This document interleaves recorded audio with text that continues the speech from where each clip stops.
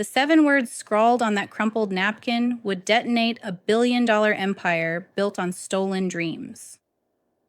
You think you know how power works in America? Think again. Because what happened in that upscale Manhattan restaurant on a cold February night didn't just shake one industry. It brought an entire corporate empire to its knees. And it all started with 7 words scribbled on a cocktail napkin by a woman who had nothing left to lose. This isn't just another story about corporate corruption. This is about courage in its rawest form. About what happens when someone earning minimum wage dares to challenge someone wielding maximum power. About the moment when silence becomes complicity, and one person's decision to speak up ignites a fire that burns through decades of carefully constructed lies. Before we dive into this incredible true story, hit that subscribe button and ring the notification bell.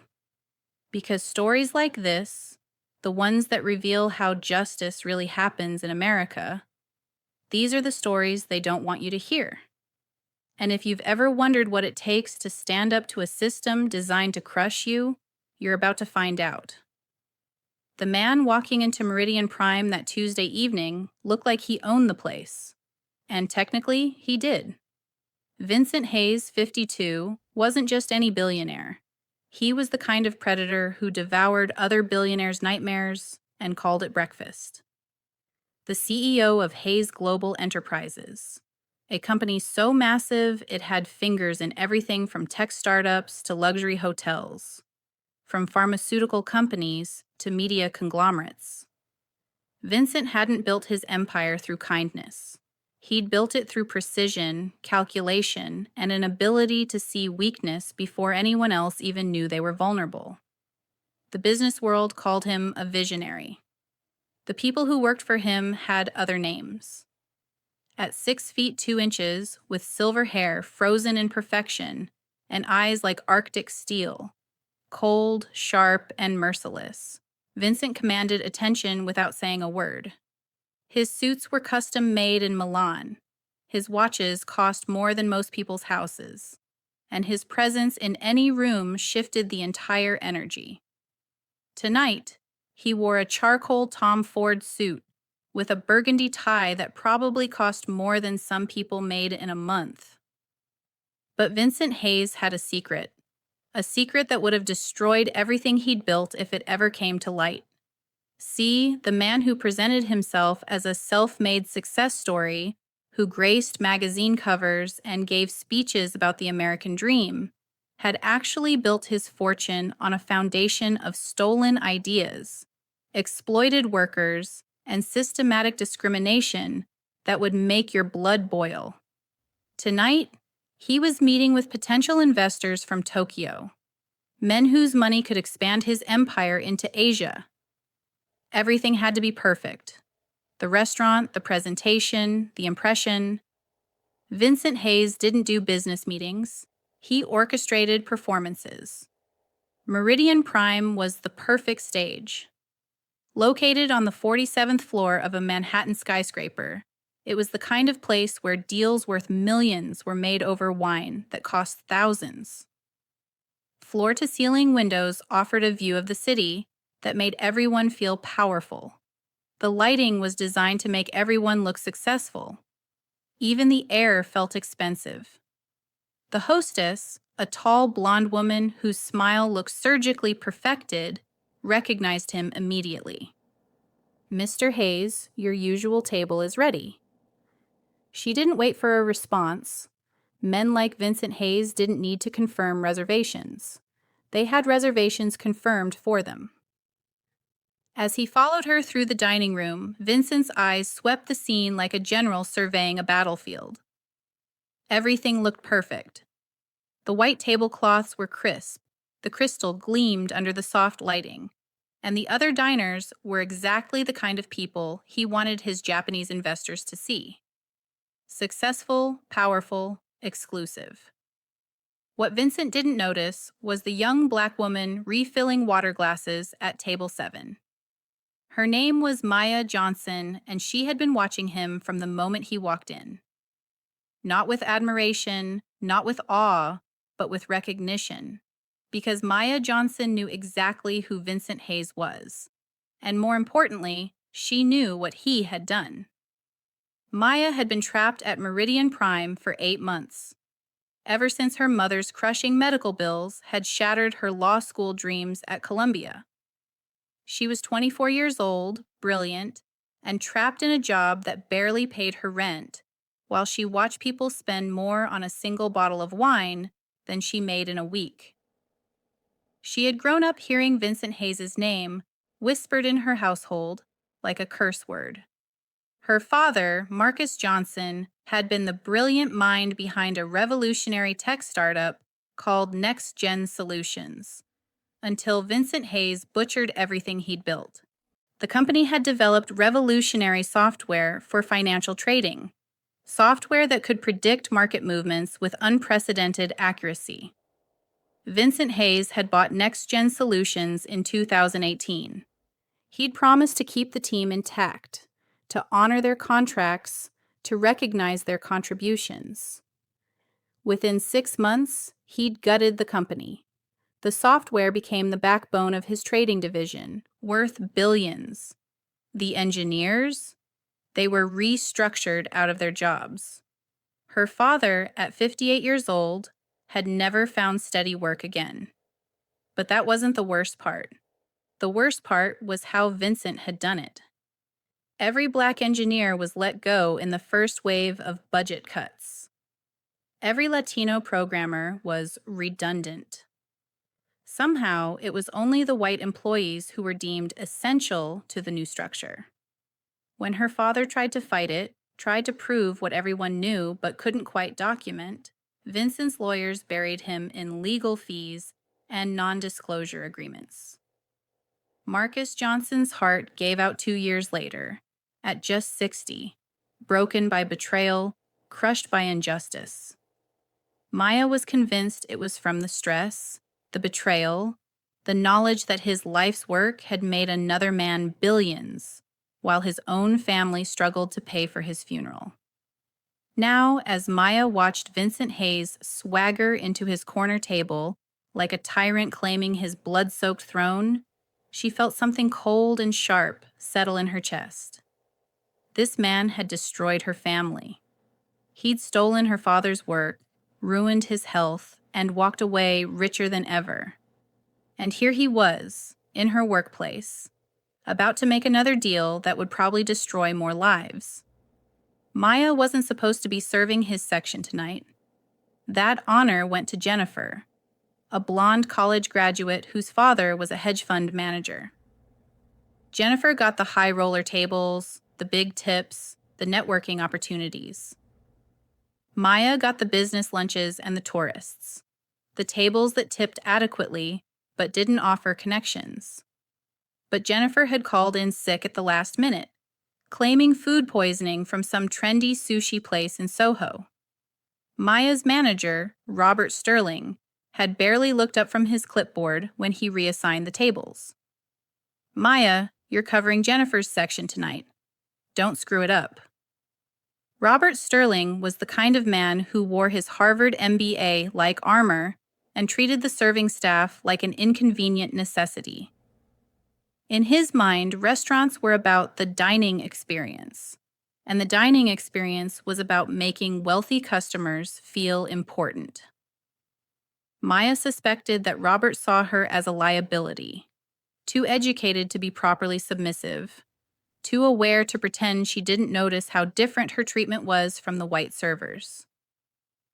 As Maya approached Vincent's table with the wine menu, she felt her heart hammering against her ribs. This was surreal. The man who had haunted her family's conversations for years was sitting 3 feet away from her, completely unaware of who she was or what he had taken from her. "Good evening, Mr. Hayes," she said, her voice steady despite the storm in her chest. "I'm Maya, and I'll be taking care of your table tonight. Can I start you with something to drink while you wait for your guests?" Vincent barely acknowledged her existence. He was scanning his phone, probably destroying someone's dreams with each casual swipe. Macallan, 25. Neat. And bring the wine menu. The real one, not the tourist version. Maya nodded. Of course, sir. Your guests should be arriving soon? 20 minutes, Vincent replied, still not looking up. Japanese businessman. Make sure everything is perfect. I don't need any complications tonight. The way he said complications made Maya's skin crawl. She understood the subtext perfectly. He wanted service that was invisible, flawless, and above all, unthreatening to his corporate image. As Maya walked to the bar, she felt something shifting inside her.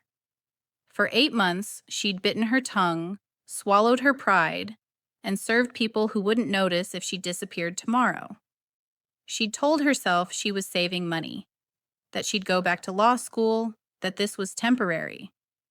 But seeing Vincent Hayes, watching him sit there like he ruled the universe, like he controlled her very breath, something erupted inside her soul. This wasn't just temporary anymore. This was a moment.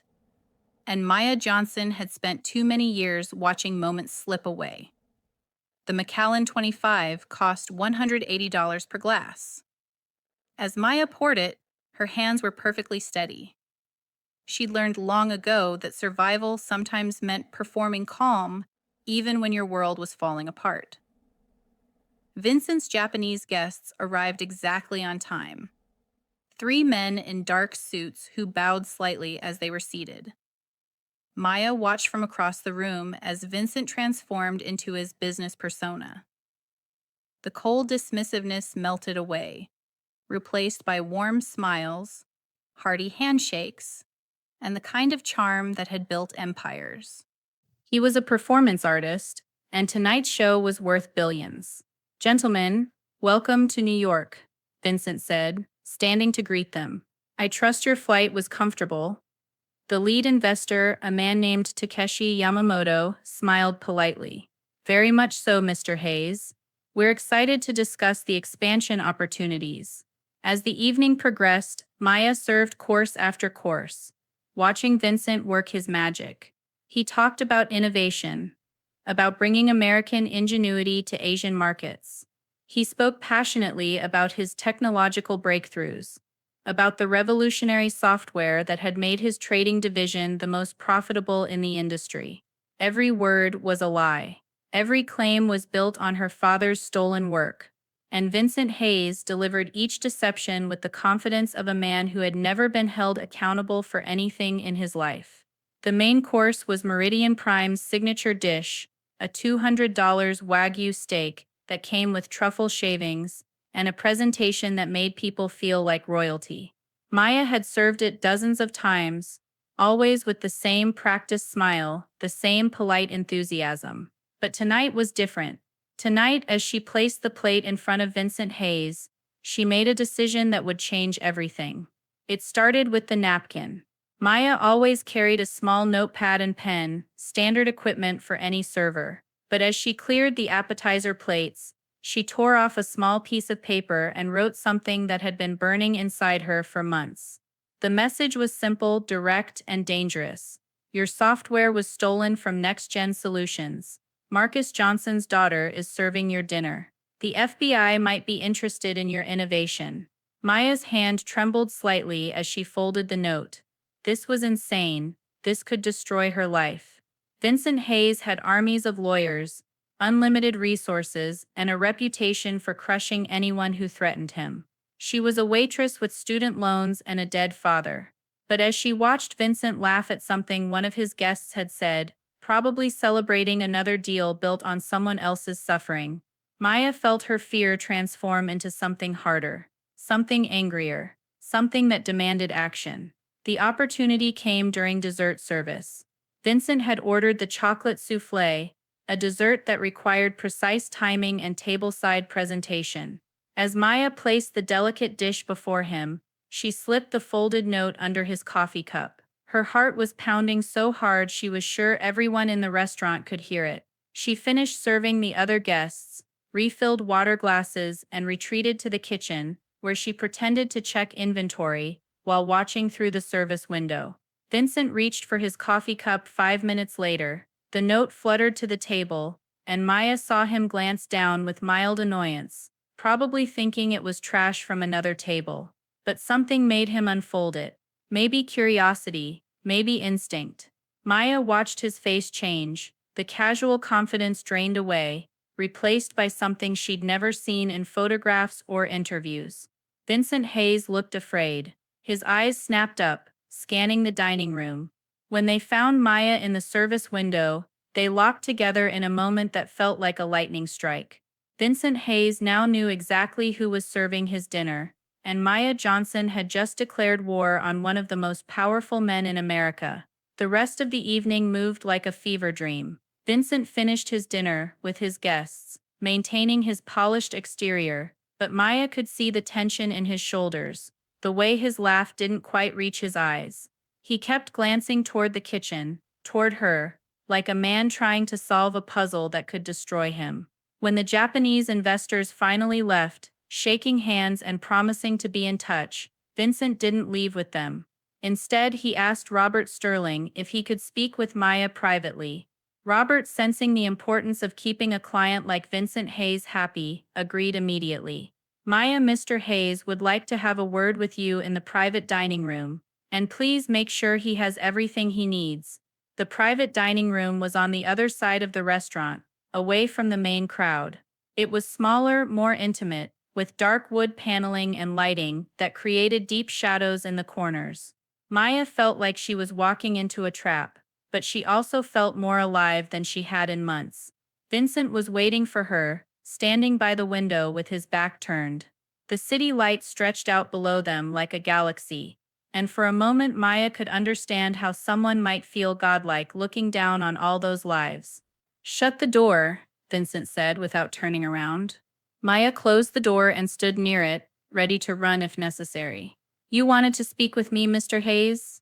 He turned slowly, and Maya was surprised to see that he looked older than his photos. The stress lines around his eyes were deeper, and there was something hollow in his expression that the camera never captured.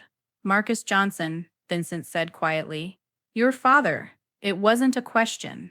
Maya lifted her chin. "Yes, he was a brilliant engineer. Very talented." "He was." Vincent moved to the table and sat down heavily.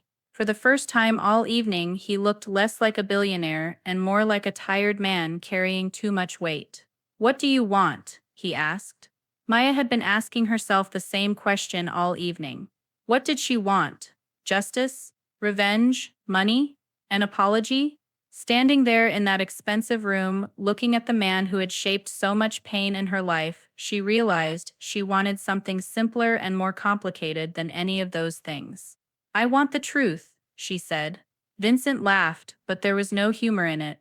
"The truth. The truth is complicated, Miss Johnson. Business is complicated. Stealing is simple. I didn't steal anything. I bought a company and made it profitable. By firing every Black and Latino employee and claiming their work as your own innovation." Vincent's jaw tightened. "I made business decisions based on efficiency and redundancy. If your father couldn't adapt to the new structure, my father created that structure." Maya interrupted, her voice rising despite her efforts to stay calm. "That software, the algorithm that made you billions, that was his work. His team's work, and you know it." They stared at each other across the table. Maya could see Vincent calculating, weighing options, trying to figure out his next move. She realized that this was probably how he approached every challenge, as a problem to be managed, a threat to be neutralized. "What you're suggesting," Vincent said carefully, "is a very serious accusation. The kind of accusation that could ruin someone's life, even someone just making accusations." The threat was barely veiled. Maya felt a chill run down her spine, but she also felt something else, a strange kind of freedom. She'd already jumped off the cliff. There was no going back now. "Are you threatening me, Mr. Hayes?" "I'm explaining reality. You're a law school dropout, working as a waitress. I'm a businessman with resources you can't imagine. If you think you can damage me with conspiracy theories and family sob stories, you're going to learn some very painful lessons about how the world actually works." Maya took a step closer to the table. "My father kept records. Emails, code repositories, design documents. Everything with timestamps and digital signatures. When he was laid off, he didn't just disappear quietly like you hoped he would. Vincent's face went very still. What are you talking about? I'm talking about evidence, Mr. Hayes. I'm talking about a paper trail that shows exactly who created what and when. I'm talking about the kind of documentation that might interest the SEC, the FBI, and maybe some very expensive lawyers who work on contingency. Maya was bluffing, and she prayed Vincent couldn't tell. Her father had kept some records, but she had no idea if they would be enough to prove anything legally. What she did have was Vincent's reaction, and right now, he looked like a man who had just seen a ghost. You don't understand what you're playing with, Vincent said. This isn't just about me, this is about shareholders, employees, entire market sectors. If you try to destroy what I've built, you'll hurt a lot of innocent people. Like you hurt my father? Like you hurt all those engineers you fired? Those were innocent people too, Mr. Hayes. But somehow that didn't stop you.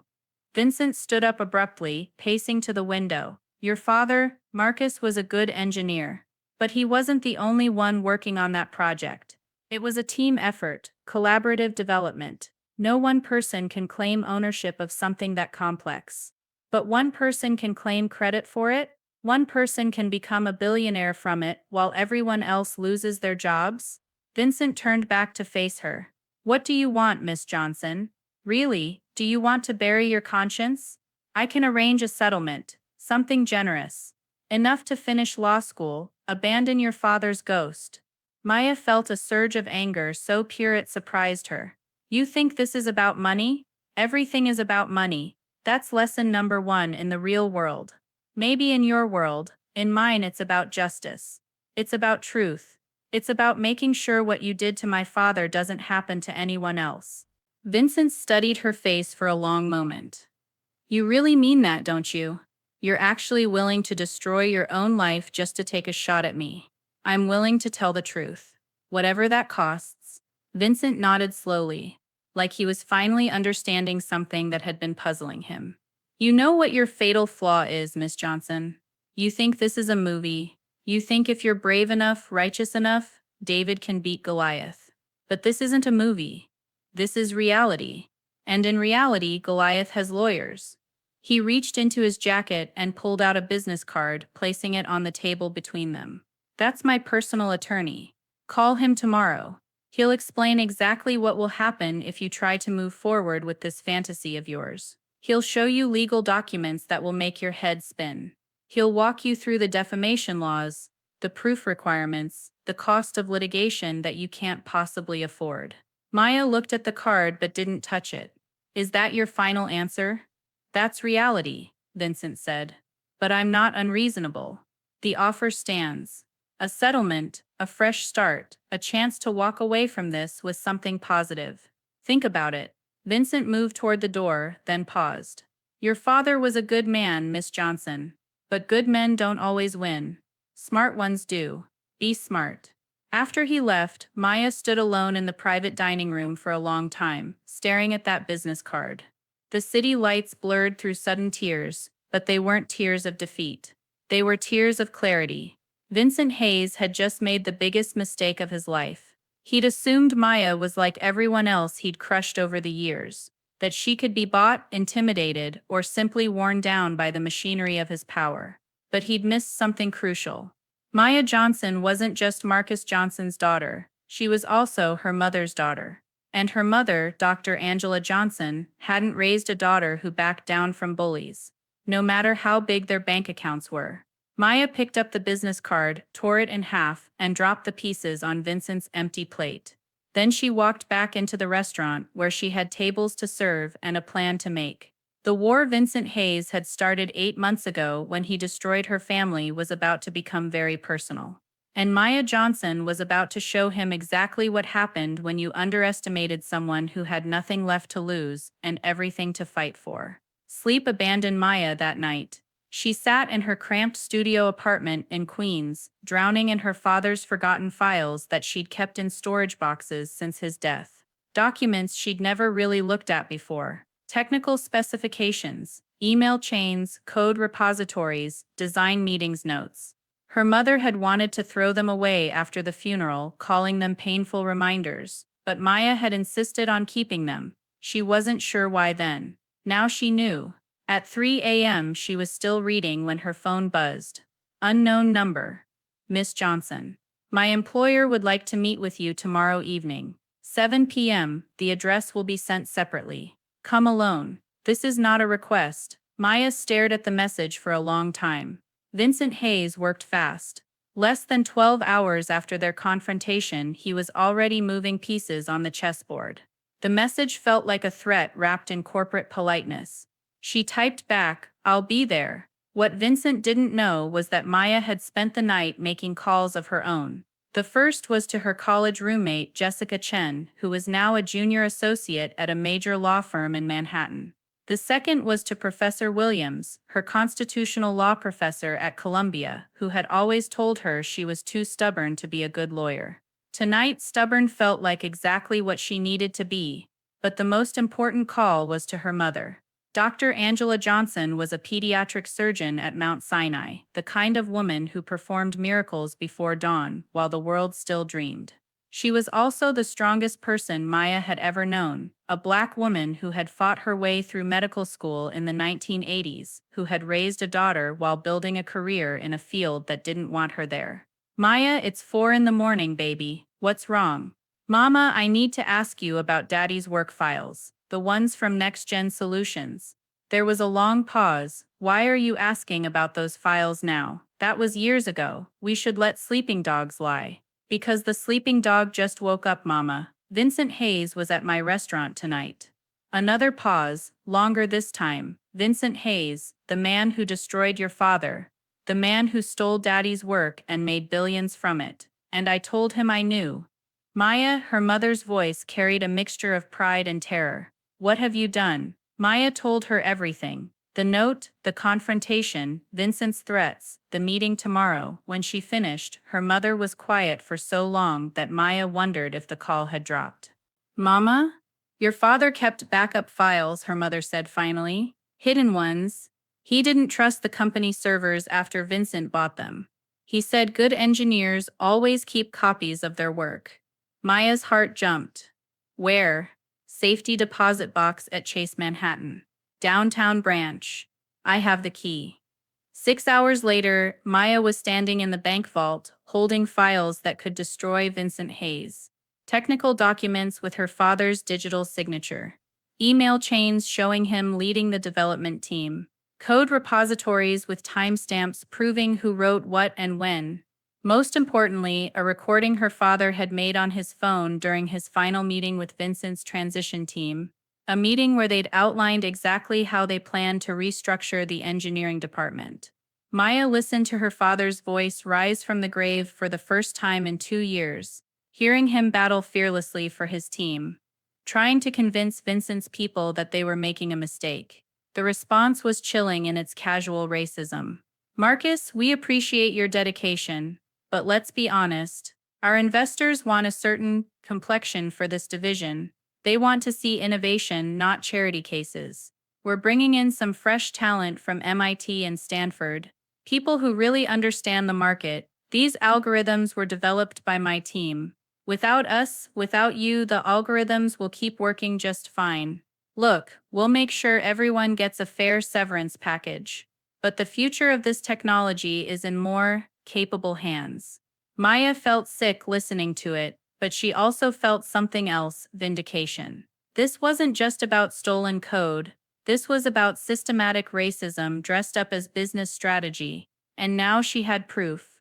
Her phone rang. Jessica Chen. "Maya, I've been researching Vincent Hayes all night. We need to talk. Can you meet me at my office?" An hour later, Maya was sitting in a glass conference room on the 34th floor of a Manhattan law firm, watching Jessica pace in front of a whiteboard covered with notes. "Your instincts are right," Jessica said. "Vincent Hayes has a pattern. Next Gen Solutions wasn't the only company. I found 3 other acquisitions in the past decade where he bought tech startups, fired most of the minority employees, and rebranded their innovations as his own." Jessica pulled up a presentation on her laptop. Chronosoft in 2015, bought for their logistics software, fired 80% of the Black and Latino programmers within 6 months. Dataflow Solutions in 2017, same pattern, and then NextGen in 2018. So this is what he does. This is his business model. Buy companies with diverse talent, eliminate the image problem, keep the intellectual property, and sell it as his own innovation. It's brilliant, evil, and probably illegal. Maya leaned back in her chair. Probably illegal, that's the problem. Employment law is complicated. He can claim business necessity, market pressures, redundancy, and intellectual property theft is even harder to prove. Companies own everything their employees create while employed. Even if your father developed the core algorithms, legally they belong to NextGen, which means they belong to Vincent now. So we can't touch him? Jessica smiled. I didn't say that, I said it would be complicated.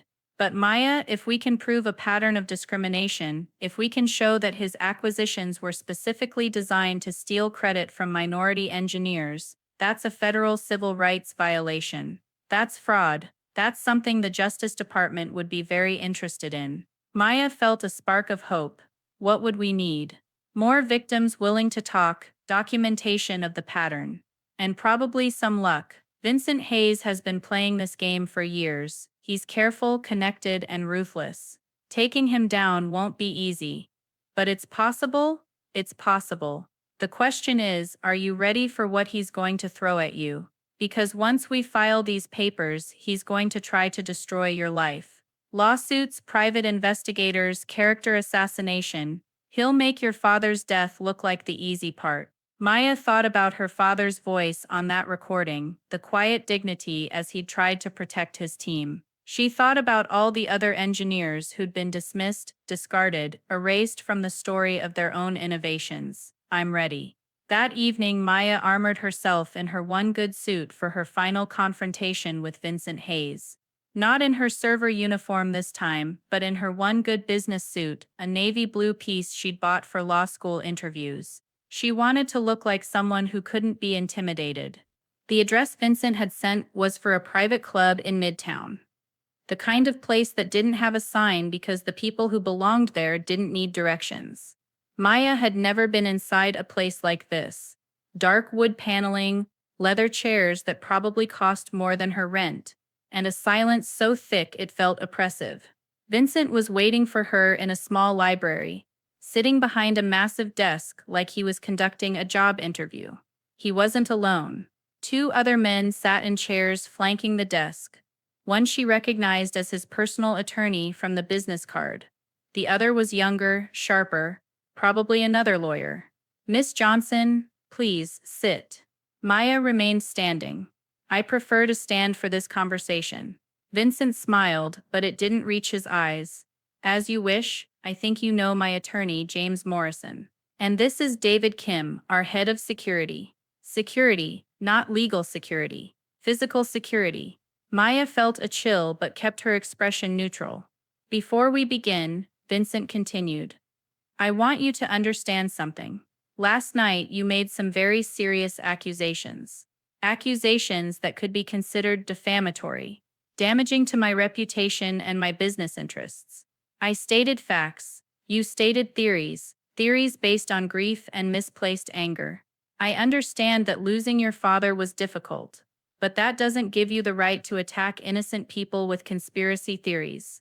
Maya reached into her purse and pulled out a small digital recorder. She placed it on the desk and pressed play. Her father's voice filled the room, arguing with Vincent's transition team, followed by their casual dismissal and barely veiled racism. The color drained from Vincent's face. Morrison leaned forward, his expression sharp. Where did you get that recording? From my father's personal files. The files he kept because he suspected something like this might happen. Vincent recovered quickly. That recording proves nothing. Personnel decisions, market restructuring, that's normal business practice. Firing every Black engineer while claiming their work as your innovation, that's normal? The employees who were let go were redundant. We kept the people who were essential to the technology's future development. Maya pulled out another document. Like Sarah Martinez, the lead algorithm developer. Redundant. Like James Washington, who designed the user interface. Redundant. Like my father, who architected the entire system. Redundant. But somehow Kevin Sullivan, who joined the team 6 months before the acquisition and worked on documentation, was essential. Vincent's attorney spoke up. Miss Johnson, I think you're confused about how business acquisitions work. Companies retain the employees they need and release those they don't. It's not personal, it's not racial, it's economics. Then explain this. Maya placed another document on the desk. An internal email from your HR director to your operations manager, dated 3 weeks after the acquisition. VH wants a cleaner image for the tech division. Phase out the diversity hires from the next-gen acquisition ASAP. Focus on culture fit and market presentation. The room went very quiet. Vincent's jaw tightened, but he didn't speak. VH Maya continued. Vincent Hayes, your initials, your directive, your plan. This wasn't about redundancy or economics. This was about racism, pure and simple. Morrison reached for the document, but Maya pulled it back. This is a copy. The original is somewhere safe. Vincent finally spoke, his voice low and dangerous. What do you want? I want justice for my father and every other engineer you've stolen from. I want the truth about your innovations to come out, and I want you to face consequences for what you've done.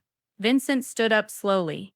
Miss Johnson, I think you're operating under some serious misconceptions about your position here. You're a waitress with some old documents and a lot of anger. I'm a businessman with resources you can't imagine. If you think you can blackmail me, I'm not blackmailing you. I'm exposing you. There's a difference. David Kim, who had been silent until now, spoke for the first time. Miss Johnson, people who cross Mr. Hayes often find their lives becoming unrecognizable. Maya felt her heart rate spike, but she kept her voice steady. Is that a threat? It's a reality check. Vincent said, you think you're brave standing here with your little recordings and your righteous anger. But bravery without intelligence is just stupidity. And right now you're being very stupid. Vincent walked around the desk, coming to stand directly in front of Maya. I'm going to make you an offer. One time, take it or leave it. $5 million, enough to finish law school, buy a house, take care of your mother. All you have to do is sign a non-disclosure agreement and walk away. Maya looked him in the eye. No, no? Vincent seemed genuinely surprised. Did you not hear me? $5 million. I heard you. The answer is still no. Vincent's expression hardened. Then you're going to learn some very painful lessons about how the world really works. Morrison, start the paperwork. I want defamation suits filed by tomorrow morning. Kim, I want a full background check, finances, relationships. Any skeletons in any closets. Maya picked up her recorder and headed for the door. You know what your fatal flaw is, Mr. Hayes? You think every soul can be purchased. You think everyone can be bought or intimidated. But some people actually care about things more important than money, such as… Maya turned back to face him. Truth, justice. Making sure what you did to my father doesn't happen to anyone else's father. Vincent smiled coldly. How noble. I hope your principles keep you warm when you're homeless. Maya left the private club feeling like she'd just jumped out of an airplane without a parachute. But she also felt something she hadn't felt since her father died. Purpose. Clear. Burning. Uncompromising purpose. Vincent Hayes had just declared total war. What he didn't know was that Maya Johnson had been preparing for this battle her entire life.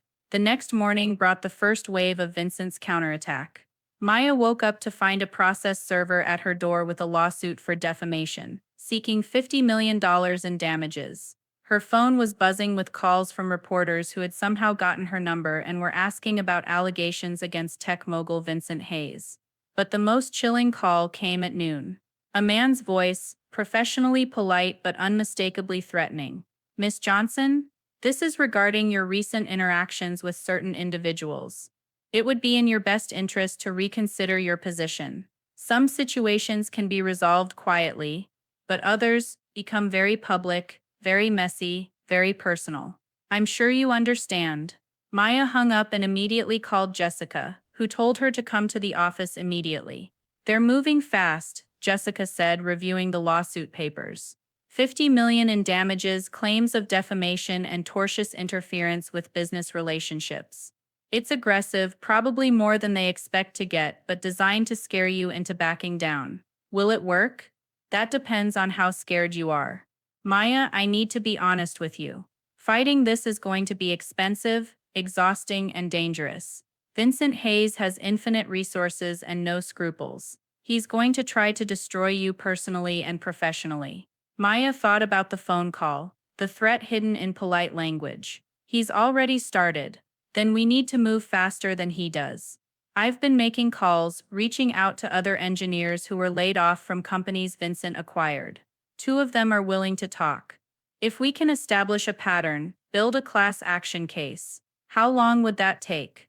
Months, maybe years.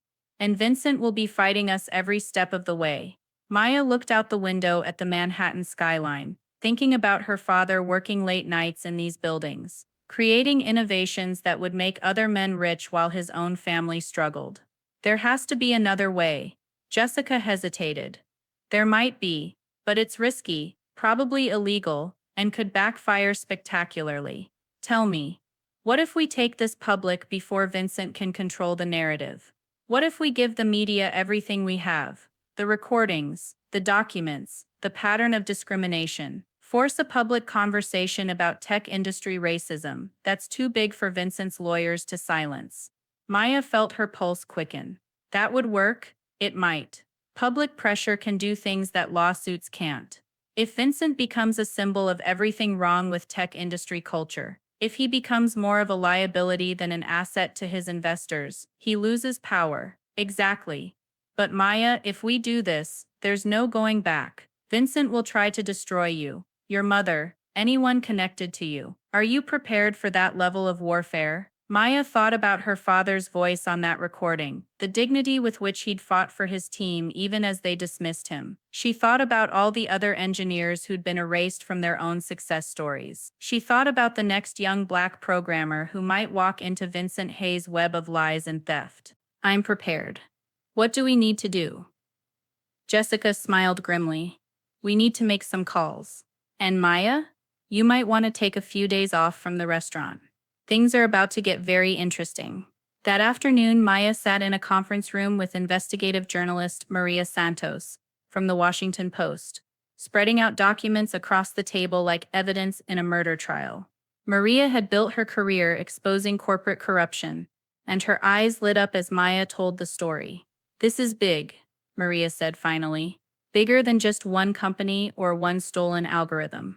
If we can prove a systematic pattern of racial discrimination across multiple acquisitions, this could bring down his entire empire. How long until you can publish? I need to verify the documents, interview other sources, get responses from Vincent's camp. Maybe 2 weeks if we move fast. Maya felt a spike of anxiety. 2 weeks is a long time. Vincent's not going to sit still, which is why we're going to give him something to worry about. I'm going to start making calls to his offices, asking for comment on specific allegations. That should keep him busy. That evening, Maya walked into Meridian Prime for what she knew might be her last shift. Robert Sterling greeted her with a strange expression, part concern, part fear. Maya, we need to talk. My office. Maya followed him through the restaurant, noting the way other servers looked at her. Word had spread somehow. In a place like this, gossip traveled faster than food orders. Maya, I received some disturbing calls today. People asking about you, about your employment here, about your interactions with certain customers. Maya sat down across from Robert's desk. What kind of people? The kind of people who make me very nervous. The kind who suggest that having you on staff might not be in the restaurant's best interests. Are you firing me? Robert shifted uncomfortably. I'm suggesting that perhaps a leave of absence might be beneficial. For everyone. Maya understood. Vincent's pressure campaign was already working. How long of a leave of absence? Indefinite. Maya, I like you. But I can't have whatever this is affecting my business. Meridian Prime depends on discretion, on keeping our high-profile customers comfortable. Maya nodded and stood up. I understand. When you tell Vincent Hayes that you fired me, make sure he knows it won't change anything. The truth doesn't depend on where I work. Robert's face went pale. I don't know what you're talking about.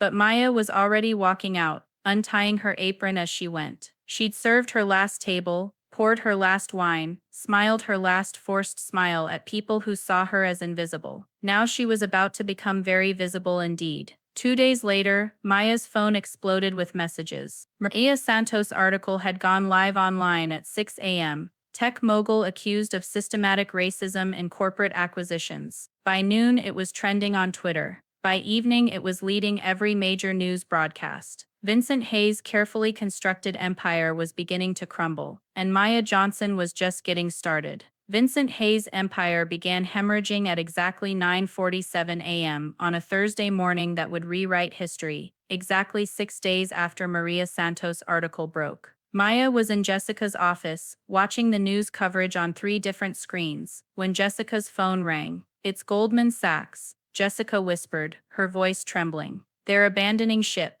$40 billion evaporated." Maya felt her heart skip. Because of the article? Because their investors don't want to be associated with a racism scandal. Vincent's about to lose the biggest deal of his career. The phone kept ringing. Reuters wanted a statement. CNN wanted an interview. The SEC had opened a formal investigation into Hayes Global Enterprises' hiring practices. By lunch, 3 more investors had withdrawn from pending deals, and Vincent's stock price had dropped 18%. But Vincent Hayes hadn't built a billion-dollar empire by giving up at the first sign of trouble. His counterattack was swift, brutal, and exactly what Maya had expected. The character crucifixion began that afternoon. Suddenly, Maya's college disciplinary record was weaponized and broadcasted like a scarlet letter across conservative blogs. Her mother's malpractice insurance claims from 15 years ago became front-page news on financial websites. Even her high school yearbook photos appeared on social media with cruel captions about unqualified diversity hires. The message was clear. Maya Johnson was a bitter, failed law student trying to destroy a successful businessman with lies and racial grievance politics. "It's working," Maya said, scrolling through Twitter comments that made her stomach turn. "People are believing him." Jessica looked up from her laptop. "Some people are. But Maya, look at this." She turned her screen around. It was an email inbox filled with hundreds of messages. Engineers, programmers, designers, ghosts from Vincent's buried past. They're rising from the shadows to tell their stories. Maya read over Jessica's shoulder. Story after story of brilliant minority engineers being pushed out, their work rebranded, their contributions erased. A pattern so consistent it couldn't be coincidence. "We're 12 warriors now," Jessica continued. "Engineers from 3 different companies Vincent conquered and pillaged. Enough for a class action lawsuit that could bring down his entire operation." Maya's phone buzzed. Her mother was calling. "Baby, are you watching the news?" Maya wasn't watching the news. She was living it. But she looked up at the television screen in Jessica's office and saw her own face staring back at her. A photo from her Columbia Law School ID, displayed next to a Chiron reading whistleblower or opportunist. "I'm seeing it now, Mama. They're saying terrible things about you. About our family. Vincent Hayes was on Business News this morning, calling you a disgruntled employee with delusions of grandeur." Maya felt a familiar fire building in her chest. "Let him talk. The more he tries to silence me, the guiltier he looks." "Maya, honey, I'm proud of you. But I'm also scared. These people have resources. They have power. What if, Mama, do you remember what you used to tell me when kids at school said I wasn't smart enough to be a doctor's daughter?" A pause. "That you don't prove them wrong by staying quiet." "Exactly. Daddy didn't stay quiet when they stole his work. I'm not going to stay quiet now." That evening, Maya stepped into the lion's den of live television, a stage more terrifying than any courtroom, more dangerous than any boardroom. The CNN interview was scheduled for 8 p.m. prime time. Maya sat in the green room, wearing her one good dress and trying to control her breathing. She'd never been on television before. Vincent Hayes, meanwhile, had probably given 1,000 interviews. "You ready for this?" Jessica asked, squeezing Maya's hand. "No, but I'm doing it anyway." The interview lasted 12 minutes. 12 minutes that would change everything. Anderson Cooper didn't soften his questions. He pressed Maya on her evidence, her motivations, her credibility. He asked about the disciplinary incident in college, about her financial situation, about whether she was seeking money from Vincent Hayes. Maya answered every question with surgical precision, her voice steady as steel, her truth cutting through lies like a blade. When Cooper played clips of Vincent's morning interview, where he called her accusations racially motivated fiction, Maya responded with quiet dignity. "Mr. Hayes can attack my character all he wants," she said, looking directly into the camera. "But he can't change the facts. He can't undelete the emails I have. He can't alter the timestamps on my father's code. He can't bring back the careers he destroyed or the dreams he crushed. The evidence speaks for itself." Cooper leaned forward. "What do you say to people who argue that this is just business, that companies have the right to hire and fire based on business needs?" "I'd say they're right. Companies do have that right, but they don't have the right to steal credit for innovations created by the people they fire.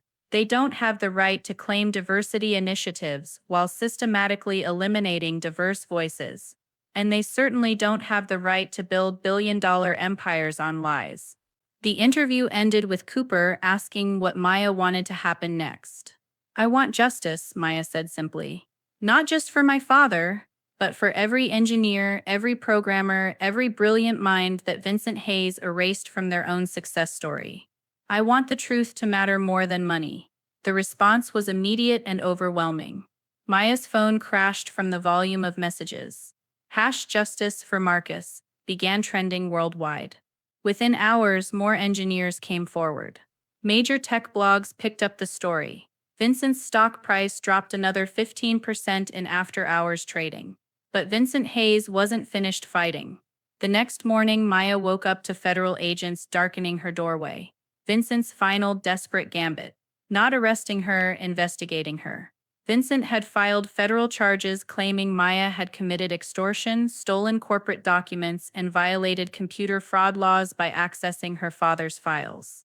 "Miss Johnson," the lead agent said, "we need to examine any documents you may have taken from NextGen Solutions or Hayes Global Enterprises." Maya's heart pounded, but she kept her voice steady. "I have copies of my father's personal files. Files he created and owned. I haven't stolen anything." The investigation took 6 hours. Agents went through every document, every email, every recording. Maya sat in her living room watching strangers dissect her father's life work, wondering if Vincent's money and connections would be enough to send her to prison. Finally, the lead agent returned with the expression Maya couldn't read. "Miss Johnson, based on our preliminary review, these appear to be legitimate personal files that belong to your father. We found no evidence of corporate espionage or theft. However, Mr. Hayes' legal team has indicated they may pursue civil remedies." After they left, Maya collapsed on her couch, emotionally exhausted. She'd won this battle, but the war was far from over. That's when her phone rang. Unknown number. "Maya Johnson, yes, this is Rebecca Martinez. I was the lead algorithm developer at NextGen Solutions before Vincent Hayes destroyed everything my team built." Maya sat up straight. Rebecca Martinez, she'd seen that name in her father's files, had tried to reach her for weeks. "I've been watching the news," Rebecca continued. "Watching you fight the fight we were all too scared to fight. I want to help." How? "I kept everything. Source code, development logs, design documents, meeting recordings. Everything that proves who really created the software that made Vincent Hayes rich." "And Maya, yes, I'm not the only one. There are 12 of us now, engineers from 3 different companies Vincent acquired. We're all ready to testify. We're all ready to take him down." The class action lawsuit shattered the old world and birthed justice on a Monday morning that felt like the dawn of something new. 13 plaintiffs representing dozens of engineers whose work had been stolen, whose careers had been destroyed, whose contributions had been erased from history. The evidence was overwhelming. Digital forensics experts confirmed that the core algorithms powering Vincent's empire had been created by the very people he'd fired. Employment lawyers documented a pattern of discrimination so systematic it looked like corporate policy. Financial analysts showed how Vincent had built his fortune by acquiring diverse talent and then eliminating the talent while keeping the innovation. Vincent's response was predictable: deny, deflect, destroy. He hired the most expensive legal team money could buy. He launched a media campaign painting the lawsuit as a racial shakedown. He offered individual settlements to try to break up the coalition. But something had changed. The story had grown beyond Vincent Hayes and Maya Johnson. It had become a symbol of everything wrong with American corporate culture, with how innovation was credited and rewarded, with who got to be the face of technological progress. Tech workers across the country shared their own stories of discrimination and erasure. Investors began asking harder questions about diversity and inclusion. The Department of Justice opened a broader investigation into hiring practices across the industry. Vincent's empire didn't collapse overnight. It crumbled slowly, deal by deal, investor by investor, revelation by revelation. The Asian expansion fell through. The pharmaceutical partnership dissolved. 3 board members resigned. The stock price dropped 40%. But the moment Maya knew they had won came 6 months after that first night at Meridian Prime when she opened her laptop to find a message from Vincent's attorney. Mr. Hayes is prepared to discuss a comprehensive settlement of all outstanding litigation. The final settlement was sealed, but the terms leaked within hours. Vincent Hayes had agreed to pay $340 million to the affected engineers and their families. More importantly, he had agreed to a consent decree that would monitor his company's hiring and firing practices for the next decade. Vincent himself resigned as CEO 2 weeks later, citing strategic differences with the board. He retained his ownership stake, but would never again control the day-to-day operations of the company he'd built on stolen dreams. Maya stood in the courthouse steps after the settlement announcement, surrounded by reporters and cameras. Jessica stood beside her, along with Rebecca Martinez and 10 other engineers who had found the courage to speak their truth. This was never about money, Maya declared to the world. This was about resurrecting stolen dreams and honoring forgotten genius. It was about ensuring that brilliant minds aren't erased just because they don't look like what some people expect brilliance to look like. Maya smiled, thinking about the acceptance letter in her purse. Columbia Law School had offered her a full scholarship to return and complete her degree, along with a position in their civil rights clinic. I'm going back to law school. There are a lot more Vincent Hayeses out there, and not all of them are going to be brought down by a note on a napkin. Some of them are going to need lawyers. The crowd laughed, but Maya was serious. This victory felt incredible, but it was just the beginning. That evening, Maya returned to the cemetery where her father was buried. She hadn't been there since the day of the funeral. It had been too painful, but tonight felt different. She sat cross-legged on the grass beside his headstone and told him everything. About the restaurant, about Vincent, about the lawsuit, about the settlement. About how his hidden files had changed everything. About how his work was finally getting the recognition it deserved. I know you wanted me to let sleeping dogs lie, Daddy, she said to the quiet evening air. But some dogs need to be woken up. Some truths need to be told. A month later, Maya walked back into a restaurant for the first time since Meridian Prime. Not as a server this time, but as a law student taking a professor to dinner to discuss her thesis on corporate accountability. The server who brought their menus was young, black, working her way through college like Maya had been. As she took their order, Maya caught her eye and smiled. "Take your time," Maya said. "And if anyone ever tries to make you feel invisible, remember you're not. You matter. Your dreams matter. And sometimes, the most powerful thing you can do is simply refuse to stay quiet." The server smiled back, not understanding the full weight of those words but sensing their importance. Maya Johnson had learned that justice doesn't always come from courtrooms or headlines. Sometimes it comes from a folded napkin, a brave conversation, and the simple decision to speak truth to power, no matter the cost. And in a world where the powerful counted on the powerless staying silent, that lesson was worth everything.